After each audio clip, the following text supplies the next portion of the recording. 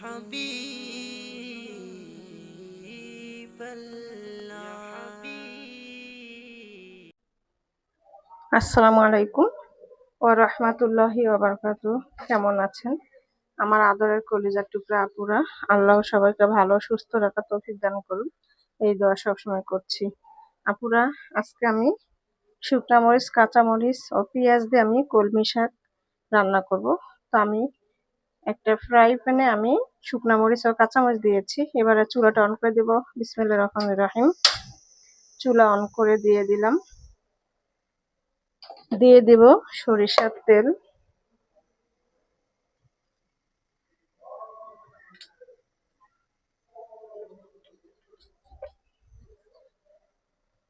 সরিষার তেল দিয়ে দিলাম। এবার আমি পেঁয়াজ কাটা দিয়ে দিচ্ছি।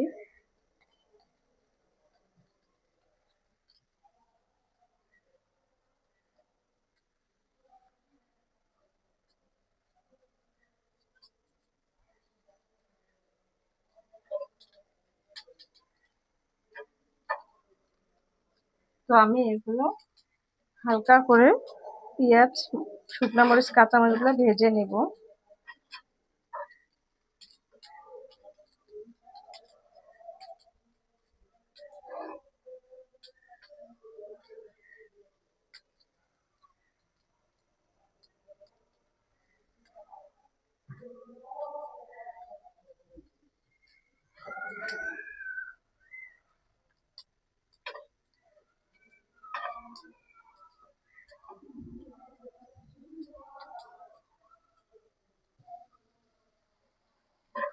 তো আমি পেঁয়াজগুলো ভেজে নিলাম। এবারে আমি লবণ দিয়ে দিব পরিমাণ মতো।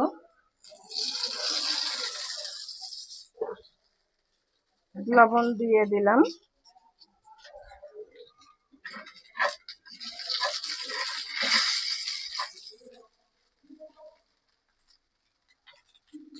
এবার আমি কলমি শাকগুলো দিয়ে দিব। বিসমিল্লাহির রহমানির রহিম।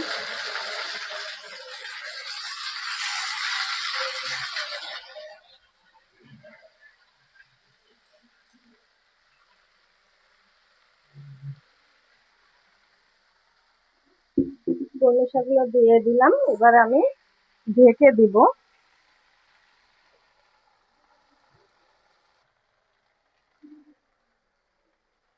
আমি এবারে শাকগুলো একটু নাড়াচাড়া করে দিব, আর উল্টিয়ে না দিলে তো হবে না। আর আমি একবার শুধু ঢেকে দিয়েছি, আর ঢেকে দিব না। শাক বেশি একটা ঢেকে দিলে শাকটা দেখতে কালো হয়ে যায়, রান্নাটাও কালো হয়ে আসে। আর এইভাবে রান্না করলে শাকটা সবুজ কালারই থাকে, দেখতেও ভালো লাগে, খেতেও ভালো লাগবে। আর দেখুন শাকগুলো একদম মিলে গেছে, অল্প একটু হয়ে যাবে।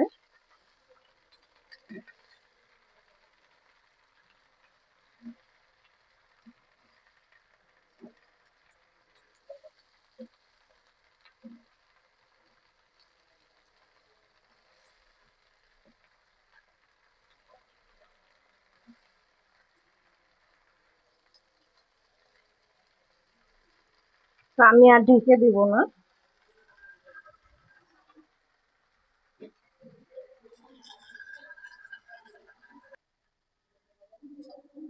আপুরা দেখুন শাক রান্নাটা একদম ঝরঝরা হয়েছে, আর কালারটা মাশাআল্লাহ সবুজ কালার আসছে। আমি ঢেকে দেইনি, এইভাবেই আমি রান্না করে নিলাম। আর কলমি শাক অনেকে রান্না করলে ভর্তার মতো হয়ে যায়, তবে রান্না করার একটা ইয়া আছে যে যেইভাবে রান্না করলে শাকটা ভর্তার মতো হবে না, একদম পাট শাকের মতো ঝরঝরা হবে। আমরা পাট শাক যেভাবে রান্না করি একদম ঝরঝরা করে, এইভাবে ঝরঝরা হয়ে গেছে। মাশাআল্লাহ, খেতেও ভালো লাগবে।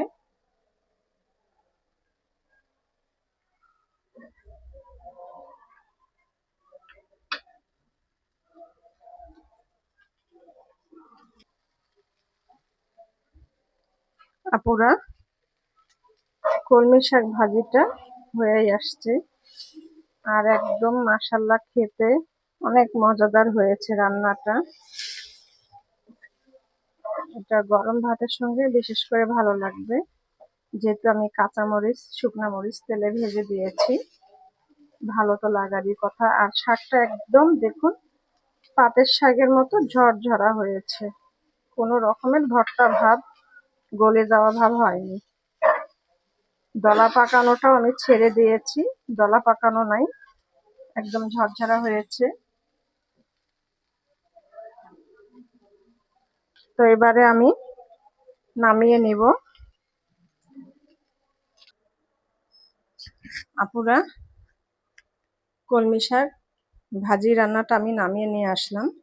তো ভিডিওটি শাকের রান্নার কেমন লেগেছে আপনাদের কাছে অবশ্যই কমেন্ট বক্সে জানাবেন। লাইক দিন, বেশি বেশি করে শেয়ার করে দিন আপুরা। দোয়া চাই। ছোট্ট রান্নাঘর চ্যানেলটিকে সাবস্ক্রাইব করতে একদমই ভুলবেন না।